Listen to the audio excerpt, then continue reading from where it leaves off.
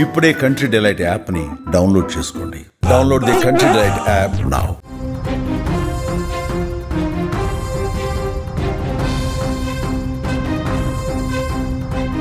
రంగారెడ్డి జిల్లా మిర్జాగూడ దగ్గర జరిగినటువంటి ఘోర బస్సు ప్రమాదానికి కారణమైనటువంటి ఆ టిప్పర్ లారీ డ్రైవర్ని పోలీసులు గుర్తించారు.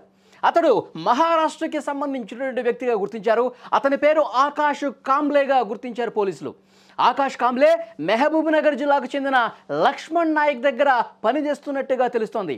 విజువల్స్లో మీరు చూస్తున్నారు, స్క్రీన్ మీద చూస్తూ ఉన్నారు. ఆ టిప్పర్ డ్రైవర్ ఆకాష్ కాంబ్లే ఫోటోని మీరు చూస్తూ ఉన్నారు. అతను ఆ టిప్పర్ డ్రైవర్గా ఉండటం వల్లే, అతను నిర్లక్ష్యంగా డ్రైవ్ చేయటం వల్లే ఇంత పెద్ద ప్రమాదానికి, ఇన్ని కుటుంబాల్లో విషాదం నింపటానికి కారణమయ్యాడని చెప్పి సమాచారం వస్తోంది. పటాన్చెరులోని క్రషర్ మిల్లు నుంచి కంకర లోడ్ చేసుకుని వికారాబాద్కు తరలిస్తూ ఉండగా ఈ ప్రమాదం జరిగినట్టుగా తెలుస్తోంది. టిప్పర్ డ్రైవర్ ఆకాష్తో పాటు ఆ టిప్పర్లో లక్ష్మణ్ నాయక్ అనే ఇంకొక వ్యక్తి కూడా ఉన్నారు. ప్రమాదం జరిగినప్పుడు స్పాట్లో ఈ ఆకాష్ కాంబ్లే స్పాట్లోనే చనిపోయినటువంటి పరిస్థితి. ఆ లక్ష్మణ్ నాయక్ ఎవరైతే ఉన్నారో అతనికి సహకారం అందిస్తూ ఆ టిప్పర్లో ఉన్నటువంటి వ్యక్తి, అతనికి గాయాలయ్యాయి. వెంటనే అతన్ని ఆసుపత్రికి తీసుకెళ్లారు. అతను చికిత్స పొందుతున్నట్టుగా తెలుస్తోంది వికారాబాద్ ఆసుపత్రిలో. ఈ ప్రమాదంపై విచారణ పోలీసులు వేగవంతం చేశారు. అతివేగమా లేదంటే ఓవర్లోడింగ్ వల్ల ఈ దుర్ఘటన జరిగిందా అనే కోణంలో దర్యాప్తు చేస్తున్నారు. ఇప్పటికే అక్కడ ప్రత్యక్ష సాక్షులు చూసిన వాళ్ళు, ఈ ప్రమాదం జరిగినప్పుడు ఈ ప్రమాద తీవ్రతని గమనించిన వాళ్ళు అతి వేగం వల్లే ఈ ప్రమాదం జరిగినట్టుగా చాలామంది చెప్తున్నారు. ఇంకా పోలీసులు ఇన్వెస్టిగేషన్లో వివరాలు బయటకు రావాల్సి ఉంది.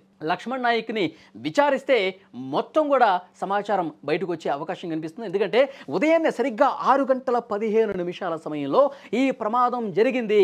అతి వేగంగా రావటం వల్లే జరిగిందని చెప్పి ఒక సమాచారం వస్తుంది. ఇంకా అక్కడ ఇన్వెస్టిగేట్ చేస్తున్నటువంటి పోలీసులకు వచ్చినటువంటి ఇన్ఫర్మేషన్, ఆ మార్గంలో ఒక గుంత ఉందండి. అత్యంత సమీపంగా, ఈ ప్రమాదం జరిగినటువంటి ఘటనకు అత్యంత సమీపంగా ఈ టిప్పర్ వచ్చినటువంటి మార్గంలో గమనించింది ఒక గొయ్యి. మనం స్క్రీన్ మీద కూడా చూస్తున్నాం. ఆ గుంత చూడండి ఎంత పెద్దగా ఉందో. ఆ గుంతను తప్పించడానికి అతను రైట్కి తీసుకున్నాడు.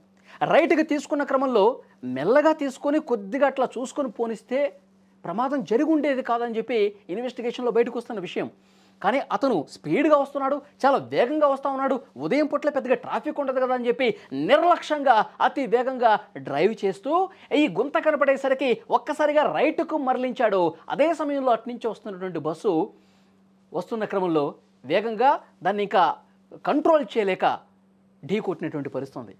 ఎంత ఘోరం జరిగిపోయింది చూడండి.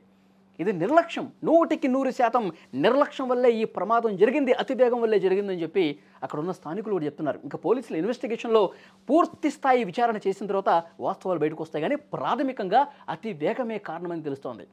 19 మంది చనిపోయారండి. ఎన్నో కుటుంబాల్లో తమ బిడ్డల్ని కోల్పోయి, తల్లుల్ని కోల్పోయి, భార్యాభర్తలు కూడా చనిపోయి ఎంత ఘోర విషాదం జరిగింది చూడండి.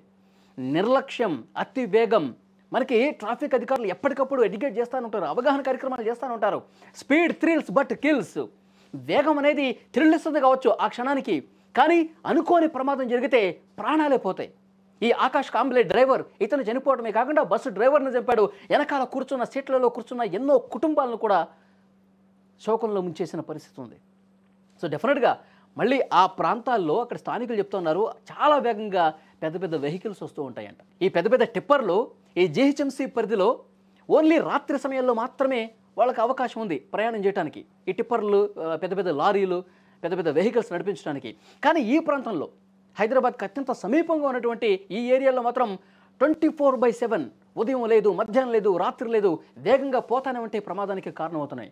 సో దీనికి సొల్యూషన్ కనిపెట్టాల్సినటువంటి అవసరం ఉంది.